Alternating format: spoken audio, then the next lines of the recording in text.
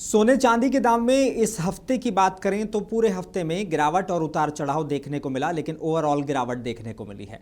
India Boolean and jewellers association के मुताबिक पिछले शनिवार यानी कि 16 अगस्त को 24 कैरेट सोना 1,23,000 प्रति 10 ग्राम पर था, जो अब यानी कि 23 अगस्त एक हफ्ते बाद 99,358 रुपये पर आ गया है। यानी इसकी कीमत में 665 रुपये की गिरावट इस हफ्ते देखने को मिली है।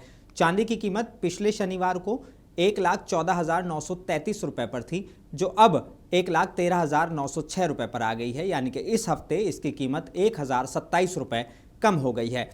वहीं 23 जुलाई को चांदी ने 1,15,850 रुपये का और 8 अगस्त को सोने ने 1,01,406 रुपये का ऑल टाइम हाई बनाया था। इस साल यानी 1 जनवरी से अब तक 10 ग्राम 24 कैरेट सोने का दाम 76,162 रुपये से 23,196 रुपये बढ़कर 99,358 रुपये की दर पर पहुंच गया है।